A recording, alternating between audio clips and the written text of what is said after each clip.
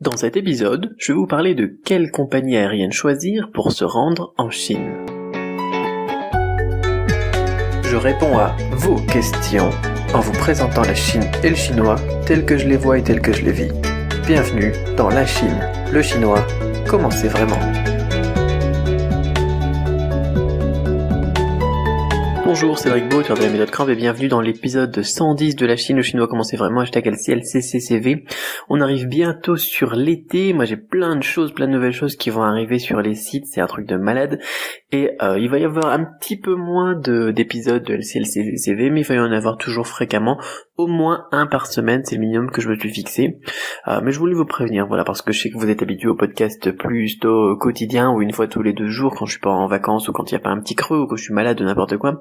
C'est juste pour vous prévenir, voilà, que j'étais en train de me dire, est-ce que je continue, est-ce que j'arrête après l'épisode 100, et puis là j'ai trouvé un compromis, c'est-à-dire que pendant les périodes chargées, eh bien je vais faire qu'un épisode par semaine, et au moins comme ça, eh bien on continue à avancer un petit peu à la fois.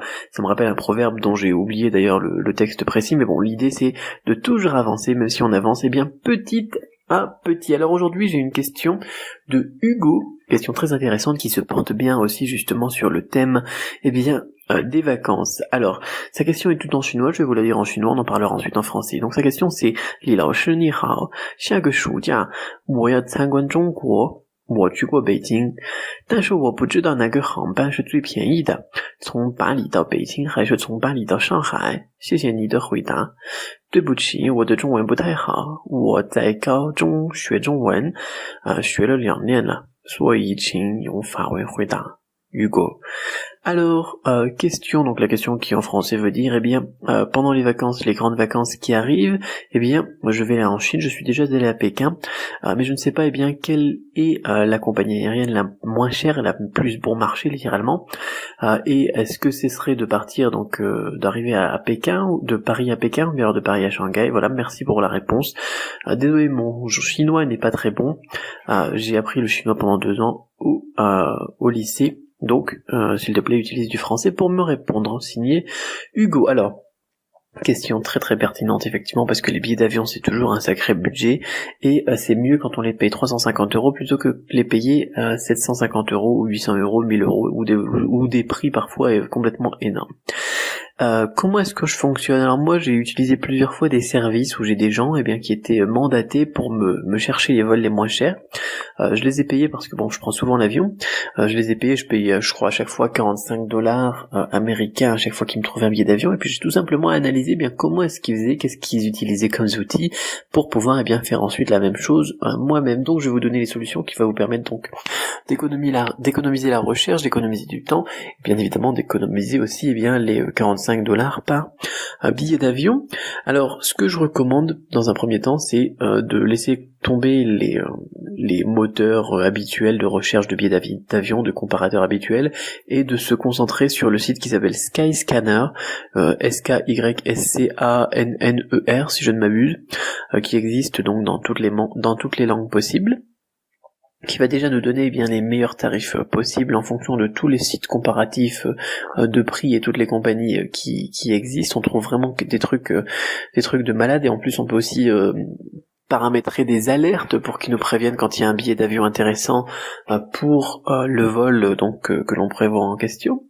Donc c'est vraiment pas mal du tout. Et ensuite, deuxième chose, une fois qu'on est sur Skyscanner, de varier bien évidemment les dates. On va varier les dates dans la période dans laquelle on veut partir, c'est beaucoup mieux parce que parfois on se rendra compte que partir le mardi ou le vendredi c'est plus intéressant que de partir le lundi ou le samedi, tout simplement parce que c'est début de semaine et fin de semaine, et que les gens qui bossent ils vont prendre l'avion le lundi, le samedi, et les gens qui sont en vacances, ça sera plus le mardi, le vendredi, que ça sera moins cher, tout simplement parce que si on part en même temps que ceux qui bossent, alors qu'on peut se permettre de partir en même temps, pas en même temps que ceux qui bossent, ça coûtera forcément plus cher. Bon, ça c'est la première chose. La deuxième chose, ça va être de varier effectivement les destinations et aussi les aéroports de départ. Moi je pars très très souvent depuis la Belgique, c'est souvent bien moins cher pour aller dans les destinations pour lesquelles je vais le plus souvent, bien évidemment. Peut-être que pour vous ça sera autre chose, mais regardez si vous êtes à la frontière, ou au moins même à quelques heures de la frontière belge, luxembourgeoise, allemande, autrichienne, italienne ou espagnole. Regardez un petit peu ce que vous avez comme possibilité d'autres aéroports. S'il vous faut payer 50 € de train pour vous rendre donc dans une autre grande ville, ça peut être très très intéressant, voire payer le train plus l'hôtel. Moi une fois j'ai déjà fait ça aussi, prendre un TGV puis ensuite rester à l'hôtel une nuit et ensuite prendre l'avion. C'était bien moins cher que de prendre l'avion directement depuis Paris. Donc comme je vous le disais, généralement je pars depuis l'aéroport de Bruxelles et pour arriver en passant par Pékin, je prends la compagnie Hainan Airlines. Donc si tu vas te rendre à Pékin ou à Shanghai ou tu sais même pas d'ailleurs où tu vas te rendre, et bien dans ce cas-là regarde aussi un petit peu du côté de la compagnie Hainan Airlines. Mais vraiment je suggère de partir de Bruxelles, c'est là où j'avais les prix les moins chers. Donc partir de Bruxelles plus Hainan Airlines, plus bien évidemment jongler entre les jours de départ et jours d'arrivée pour avoir les meilleurs prix là encore. C'est le bon moment pour réserver les billets d'avion. Ici on est mi-juin si tu pars donc cet été. C'est presque tout juste d'ailleurs. Il faudrait mieux réserver fin mai début juin. J'ai eu cette question moi il y a une petite dizaine de jours, donc on est tout juste par rapport à la réponse de la question, mais c'était déjà un petit peu trop tard pour réserver le billet d'avion et avoir les meilleurs prix je pense. Mais après voilà, il y a deux manières aussi de procéder, c'est-à-dire soit réserver au moins 7 semaines à l'avance, jusqu'à à peu près 5 semaines à l'avance, ou bien alors réserver presque à la dernière minute et là sauter sur les meilleures offres. Après ça dépend aussi si tu pars tout seul ou pas. Si tu pars tout seul, généralement c'est plus facile de faire comme ça. Si tu pars accompagné ou en famille ou n'importe quoi, c'est un petit peu plus risqué d'essayer de trouver 5-6 places dans un avion en même temps avec une promo dernière minute. Généralement ça on trouve pas. Voilà, donc je pense que ça répond à la question.